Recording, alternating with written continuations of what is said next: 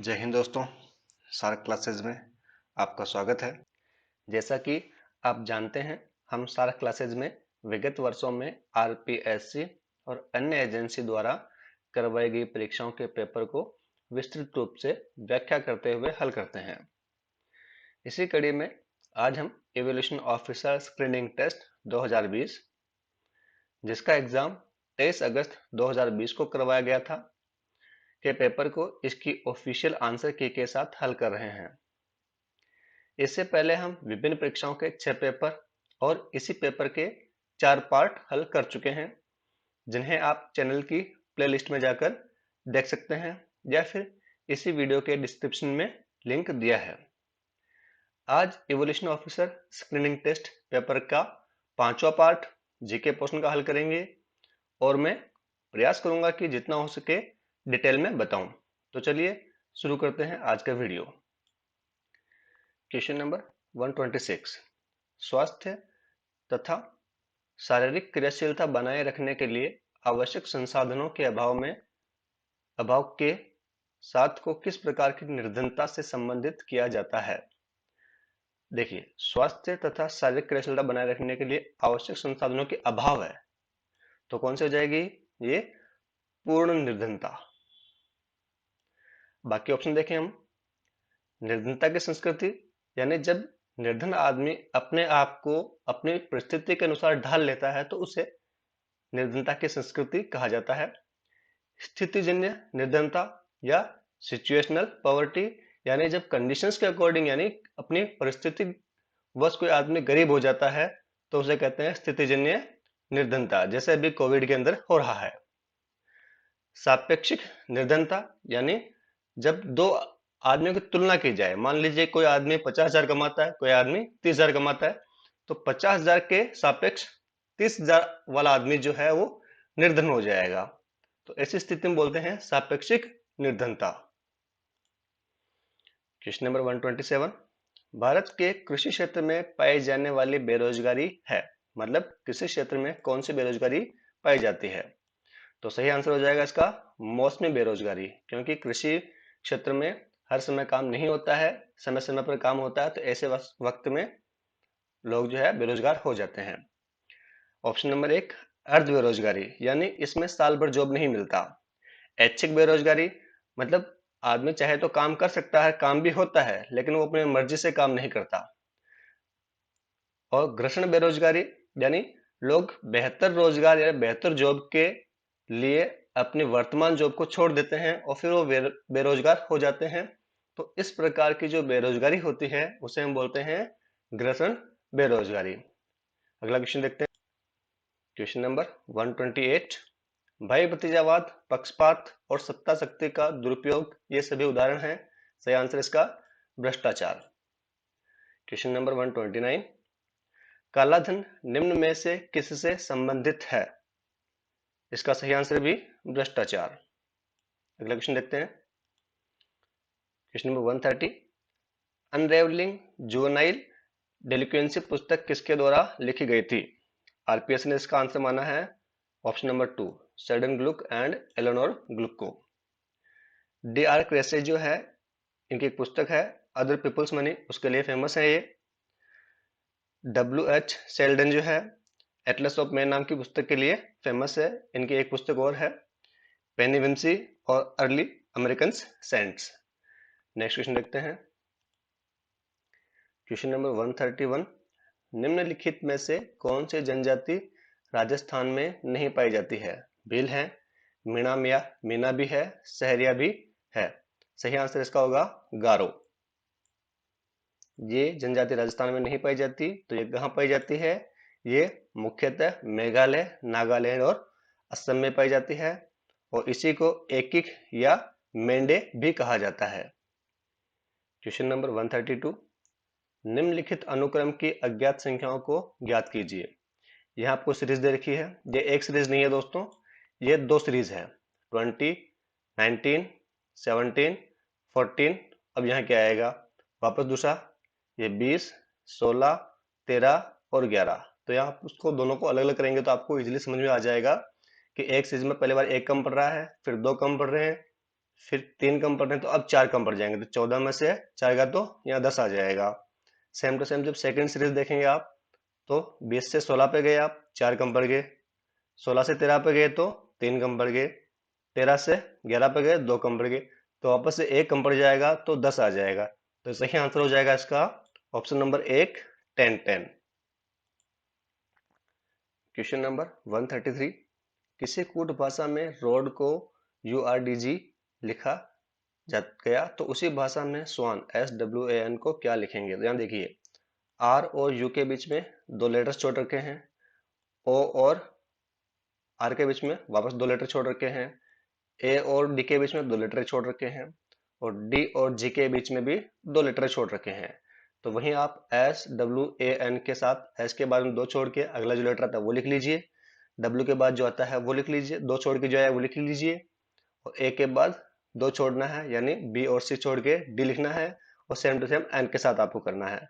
तो इस तरह आपका सही आंसर जो है ऑप्शन नंबर 2 हो जाएगा। क्वेश्चन नंबर 134, असंगत को चुनिए। 4 ऑप्शन दे रखे हैं हमको। ये मैंगो शब्द के अक्षरों को आगे पीछे कर रखा है, ये जैस्मिन के, ये ऑरेंज के, और ये बनाना के। तो फर्स्ट, थर्ड और फोर्थ ये तीनों तो फ्रूट है, और जो ऑप्शन नंबर 2 है ये फ्लावर है, फूल है। तो इसका सही आंसर जो है ऑप्शन नंबर 2 हो जाएगा। नेक्स्ट क्वेश्चन देखते हैं। क्वेश्चन नंबर 135, महेश अपने मित्र दिनेश को खोज रहा है। महेश पूर्व दिशा में 90 मीटर चलने के बाद अपनी दाहिनी गली में मुड़कर 20 मीटर चला। पुनः महेश दाहिनी गली में 30 मीटर चला। यहाँ फिर से वह दाहिनी गली में मुड़ा एवं 50 मीटर चलने के बाद दिनेश मिल गया। इस प्रकार महेश अपने प्रारंभिक बिंदु से कितना दूर है? देखिए, पहले वो चला 90 मीटर पूर्व दिशा में, ये 90 मीटर पूर्व दिशा में, फिर वो दाहिने मुड़ा और 20 मीटर चला, दाहिने मुड़ के 20 मीटर, फिर वापस दाहिने गले में मुड़ा और 30 मीटर चला, ये 30 मीटर, फिर यहां से वापस दाहिना मुड़ा और 100 मीटर चला, ये 100 मीटर।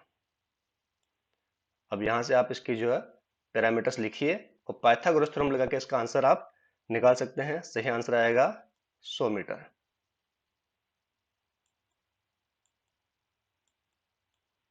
अगला क्वेश्चन देखते हैं। क्वेश्चन नंबर 136, एक परीक्षा में प्रदीप अपनी कक्षा में सबसे नीचे से 26वां तथा सबसे ऊपर से 7वां स्थान है, तो उसकी कक्षा में कुल कितने विद्यार्थी हैं? ऐसे क्वेश्चन को करने के लिए दोस्तों एक काम करना होता है कि नीचे से और ऊपर से जो नंबर है उसका दोनों को जोड़ लो। 26 प्लस 7, 33, 1 माइनस कर दो तो 32। तो सही आंसर इसका हो जाएगा ऑप्शन नंबर 3, 32।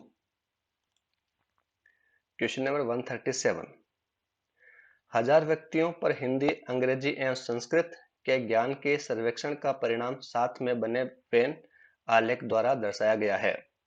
तीनों भाषाओं का ज्ञान रखने वाले, ध्यान से देखिए, तीनों भाषाओं का ज्ञान रखने वाले तथा संस्कृत को न जानने वाले का अनुपात है। तीनों भाषाओं का ज्ञान रखने वाले यानी जो तीनों में कॉमन आ रहा है तो वो आ जाएगा 100, ये। और जो संस्कृत को नहीं जानते हैं तो संस्कृत के वेन डायग्राम को छोड़ देंगे, बाकी जो बचा हुआ है तो ये 200, ये 120 और 220, तीनों को ऐड कर लेंगे तो आ जाएगा ये 540, 540। तो 100 अनुपात 540 आपको सोल्व करोगे तो आपका जो आंसर आएगा वो 5/27 आएगा। अगला क्वेश्चन देखते हैं। संलग्न चित्र में लुप्त संख्या को ज्ञात कीजिए। ये देखिए, 2, 5, 2 और 3 ऐड करके स्क्वायर करो तो 25 आ जाएगा। 15 और 6 दोनों को ऐड किया 21, 21 का स्क्वायर किया तो 441। 10 और 7 दोनों को ऐड करके स्क्वायर किया तो 289। 12 और 13 को जोड़िए 25, 25 का स्क्वायर कीजिए तो 625। सही आंसर हो जाएगा ऑप्शन नंबर 1। अगला क्वेश्चन देखते हैं। निम्न कथनों तथा संबंधित निष्कर्षों 1 एवं 2 को पढ़कर इनके अनुसार उत्तर दीजिए। कथन दे रखा है, सभी बल ऊर्जा है, सभी ऊर्जा शक्ति है, कोई शक्ति उष्मा नहीं है। निष्कर्ष दे रखा है, कुछ बल शक्ति नहीं है, सभी ऊष्मा बल है। ऑप्शंस है आंसर के, केवल निष्कर्ष एक अनुसरण करता है, केवल निष्कर्ष दो अनुसरण करता है, ना तो निष्कर्ष एक ही ना दो अनुसरण करता है, दोनों निष्कर्ष एक और दो अनुसरण करते हैं। इसका सही आंसर हो जाएगा ऑप्शन नंबर 3। अगला क्वेश्चन देखते हैं। दिए गए कथन एवं संबंधित अवधारणाओं 1 व 2 को पढ़कर उत्तर दीजिए। कथन, कृपया यह पत्र पत्र पेटी में डालिए, एक अधिकारी ने अपने सहायक को कहा। अवधारणाएं, सहायक जानता है कि पत्र कहाँ डालना है, सहायक अपने अधिकारी के निर्देश का अनुसरण करता है। इसमें दोनों शामिल है, तो ऑप्शन नंबर 4 जो इसका आंसर हो जाएगा। अगला क्वेश्चन देखते हैं। Question number 141, P Q R S को एक पंक्ति में बैठाना है, परंतु आर और एस एक साथ नहीं बैठ सकते, क्यू भी तीसरे स्थान पर नहीं बैठ सकता, तो निम्न में से कौन सा असत्य होना चाहिए। ऑप्शन नंबर 1 जो इसका करेक्ट आंसर है, क्योंकि अगर आप पी को प्रथम स्थान पर बैठाओगे और जो क्यू है उसे आप तीसरे स्थान पर नहीं बैठा सकते, मतलब यहां नहीं बैठेगा, तो उस कंडीशन में आर और एस जो है साथ में हो जाएंगे, तो इसलिए ऑप्शन नंबर 1 जो है वो गलत हो जाएगा इसके अंदर। मतलब सही आंसर इसका ऑप्शन नंबर 1 होगा। क्वेश्चन नंबर 142, निम्न वर्ण संख्या श्रेणी का अगला पद ज्ञात कीजिए। N5V, K70, H10R, E14P। तो देखिए ये 5 से 7 हो गया, 2 प्लस हुआ, 7 से 10 3 प्लस हो गया, 10 से 14 4 प्लस हुआ, तो अब 5 प्लस हो जाएगा, तो 14 प्लस 5 19। 19 किस किस में है, 1 और 3rd में, तो आपका ऑप्शन नंबर 2 और 4 वैसे हट जाएगा। फिर same to same N K H E और V T R P में कोई रिलेशन है, तो इस तरह हमारा जो सही आंसर होगा वो ऑप्शन नंबर 1 हो जाएगा। अगला क्वेश्चन देखते हैं। क्वेश्चन नंबर 143, एक कथन और 4 तर्क नीचे दिए गए हैं, आपको यह निश्चित करना है कि कौन से तर्क प्रबल है। कथन, क्या बच्चों को टेलीविजन देखने से पूर्णतया रोक देना चाहिए। इसके पीछे रीजंस क्या दे सकते हैं। पहला, नहीं, हम टेलीविजन के द्वारा शिक्षा से संबंधित महत्वपूर्ण सूचनाएं प्राप्त करते हैं। हाँ, यह बच्चों की पढ़ाई में बाधा उत्पन्न करता है। हाँ, कामुकता और हिंसा दिखाने वाले कुछ कार्यक्रमों से भी युवा बच्चे भ्रमित हो जाते हैं। नहीं, जनसमूह को शिक्षित करने का केवल यही एक माध्यम है। ये तीनों काम भी होते हैं, लेकिन ये इतने मेन नहीं है या इतने स्ट्रॉन्ग नहीं है जितना कि ऑप्शन नंबर 1 स्ट्रॉन्ग है। तो हमारा सही आंसर इस पे हो जाएगा ऑप्शन नंबर 1, केवल एक प्रबल है।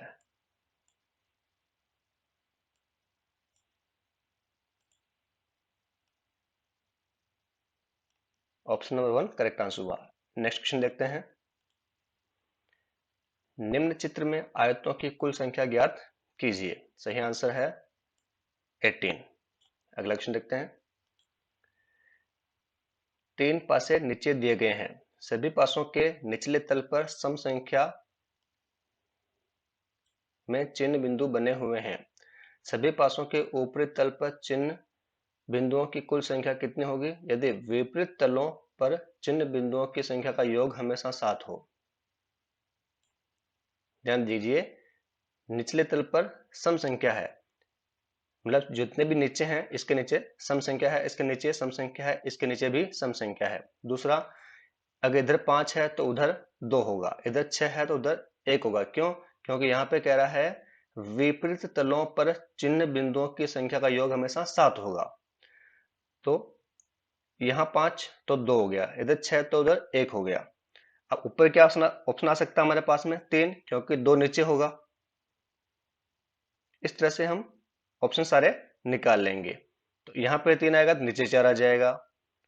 इसी तरह से सबका निकालेंगे तो यहाँ पे ऊपर 3 आएगा, यहाँ पे भी 3 आएगा और यहाँ पर 1 आ जाएगा। तो 3 + 3 + 1 बराबर हो गया 7। तो क्वेश्चन नंबर 145 का सही आंसर हो जाएगा ऑप्शन नंबर 1।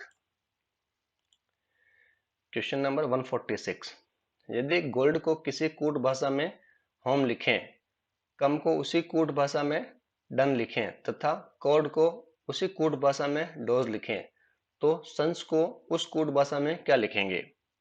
इसका सही आंसर TOOT टूट लिखा गया है।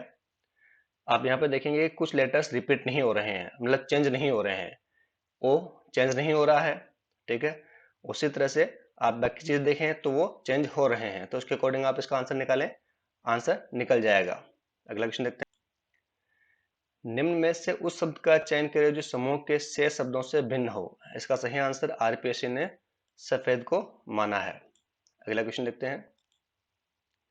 नीचे दिए गए कथनों तथा संबंधित निष्कर्षों 1 व 2 को पढ़कर उत्तर दीजिए। कुछ चिन्ह आकृतियां हैं, सभी चिन्ह ग्राफिक्स हैं, कोई भी ग्राफिक्स चिन्ह नहीं है।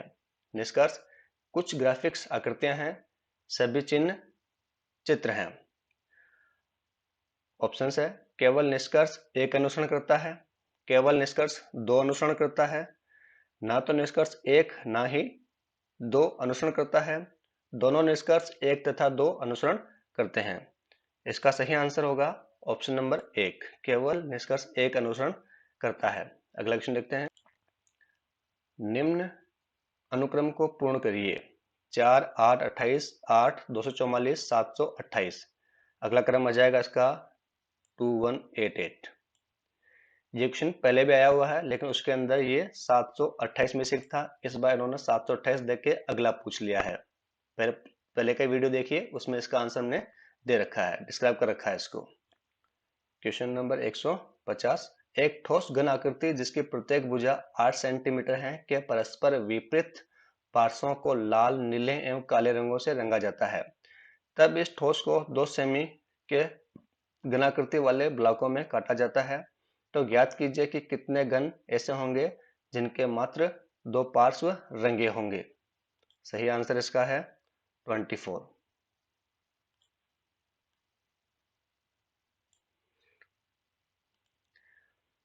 तो दोस्तों, ये था आज का वीडियो। अगर पसंद आया हो तो लाइक करो, शेयर करो और चैनल को सब्सक्राइब करो। और हाँ, नोटिफिकेशन बेल को प्रेस करो ताकि जैसे ही कोई नया वीडियो रिलीज किया जाए आपको नोटिफिकेशन मिल सके।